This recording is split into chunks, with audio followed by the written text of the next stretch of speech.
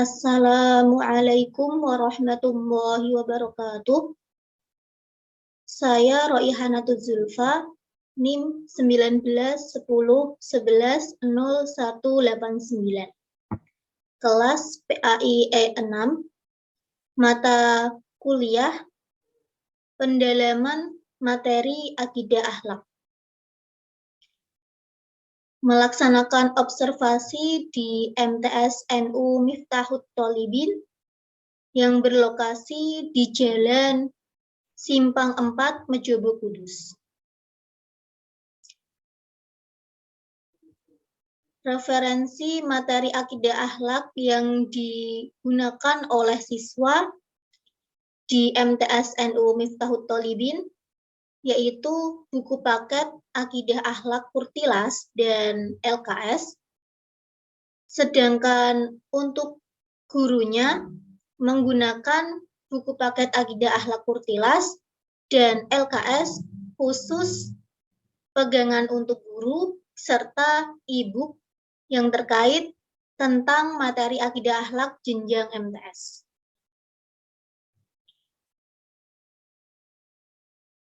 Pengembangan dan pendalaman materi yang dilakukan oleh guru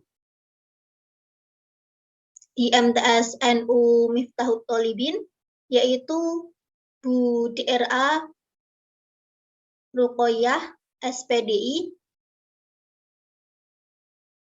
yaitu dengan menambahkan beberapa materi dan metode yang sesuai dengan kemampuan dan kompetensi peserta didik di setiap kelasnya, serta mengurangi sekiranya apa yang tidak sesuai dengan kondisi peserta didik yang diajar. Dan untuk pengembangan bahan ajar akidah akhlak di MTS NU Miftahut Tholibin lebih ditonjolkan dan ditekankan pada penerapan dalam kegiatan sehari-hari di sekolah maupun di rumah, serta pemberian tugas di rumah.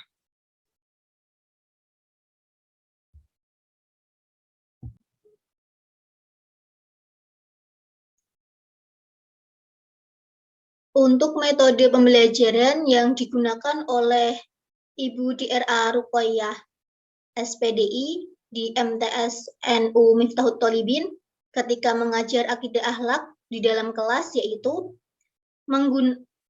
menggunakan metode ceramah, metode tanya jawab, metode diskusi. Selain menggunakan metode pembelajaran yang telah disebutkan tadi, Ibu DRA Ruqoyah SPDI selaku guru akidah akhlak di MTS NU Miftahut Tholibin untuk membentuk sikap yang terpuji terhadap peserta didik, maka menggunakan beberapa metode, yaitu metode keteladanan dan pembiasaan yang tidak hanya dilakukan di dalam kelas saja, akan tetapi juga dilakukan di luar kelas dengan kerjasama guru lain yang ikut membantu dan mewujudkan sikap yang terpuji dari peserta didik. Sebagai contoh dan keteladanan bagi peserta didik, para guru juga harus selalu bersikap dan berlaku sopan kepada peserta didik.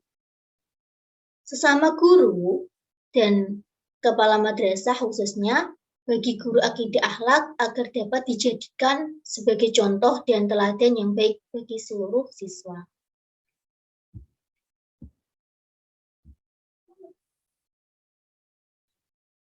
Sedangkan untuk strategi pembelajaran pada mata pelajaran akidah akhlak, yaitu mengacu kepada pencapaian kompetensi peserta didik dengan tingkat kemampuan yang dimiliki oleh setiap peserta didik,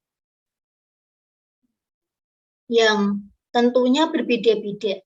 Maka strategi yang direncanakan untuk proses pembelajaran juga berbeda, agar tercipta suatu keseragaman penilaian terhadap hasil yang telah diajarkan selama proses pembelajaran berlangsung.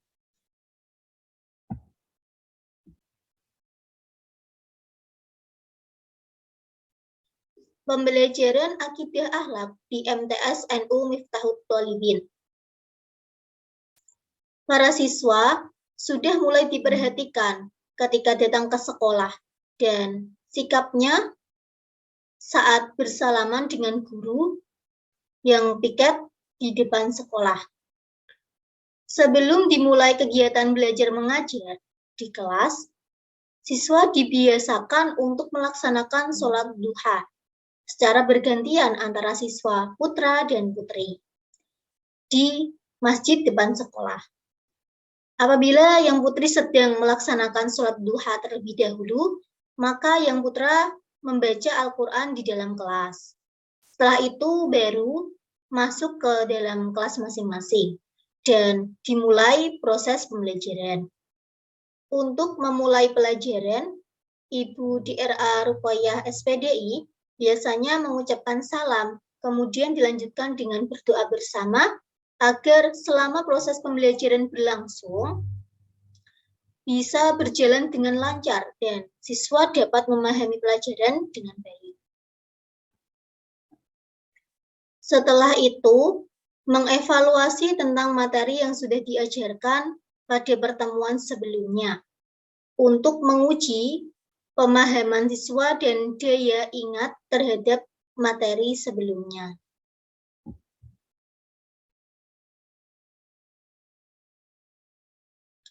Untuk menguji pemahaman siswa dan daya ingat terhadap materi sebelumnya.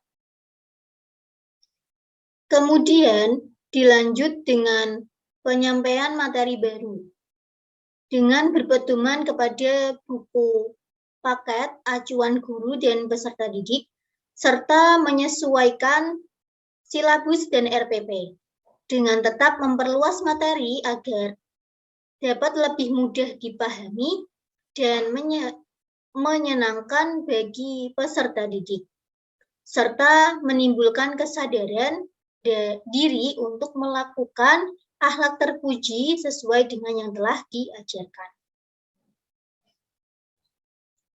Untuk selanjutnya, tentang evaluasi pembelajaran yang dilakukan oleh guru akidah akhlak di MTS NU Miftahut Thalibin, yaitu Ibu DRA Ruqayyah SPDI. Di antaranya yaitu yang pertama, evaluasi yang berkaitan dengan pembelajaran atau kognitif. Seperti evaluasi pada umumnya, yakni melalui evaluasi atau ulangan akhir bab atau materi. Yang kedua, yaitu evaluasi yang bersifat efektif. Ini yang porsinya lebih banyak. Maksudnya karena ini mapel akidah akhlak, maka yang dievaluasi lebih banyak mengarah ke aspek perilaku yang meliputi perilaku atau sikap saat pembelajaran berlangsung, pergaulan dan interaksi antar sesama, interaksi dengan guru dan karyawan, saat mengaji, saat berjamaah, puasa Senin dan Kamis, dan sebagainya. Dan yang ketiga, evaluasi psikomotorik, yaitu dilakukan dengan cara mengamati sikap siswa dalam praktek ibadah yang dianjurkan di sekolah, serta perubahan karakter siswa.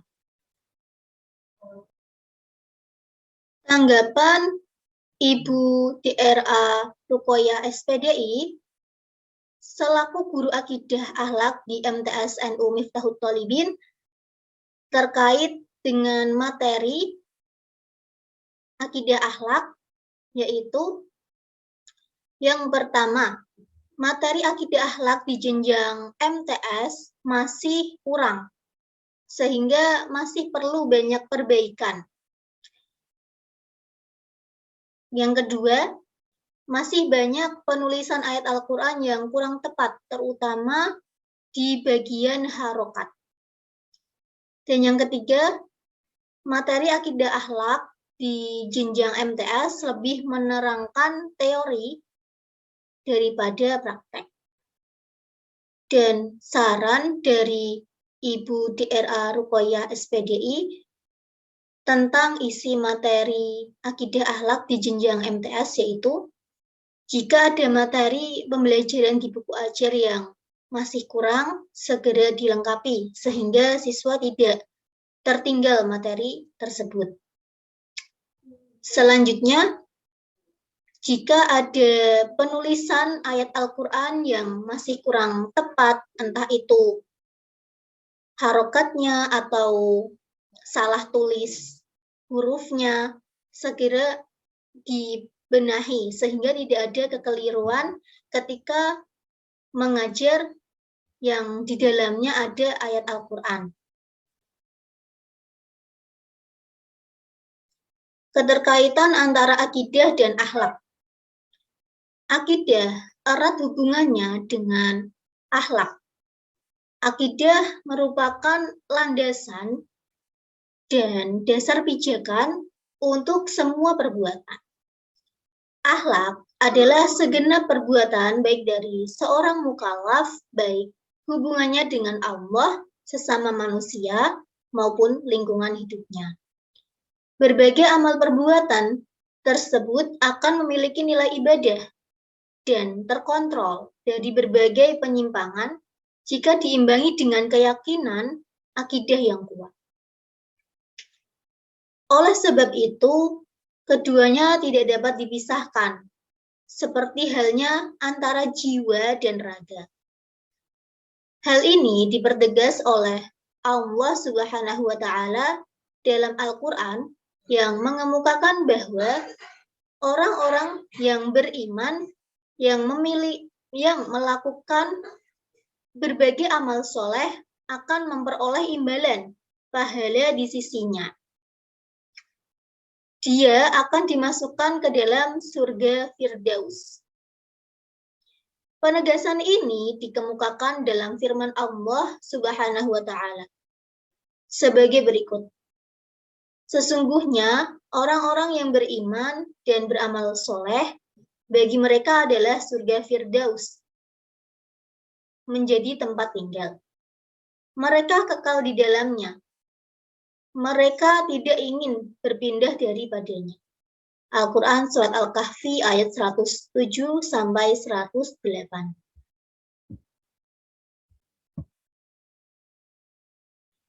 Ayat di atas memperlihatkan betapa pentingnya akidah dan akhlak. Dengan keterpaduan keduanya, seorang akan memperoleh pahala yang teramat besar di sisi Allah dengan jaminan surga Firdaus. Hubungan antara akidah dan akhlak itu tercermin dalam pernyataan Nabi Muhammad SAW yang diriwayatkan dari Abu Hurairah radhiyallahu anhu, yang artinya dari Abu Hurairah radhiyallahu anhu, Rasulullah SAW bersabda, orang mukmin yang sempurna imannya ialah yang berbaik budi pekertinya.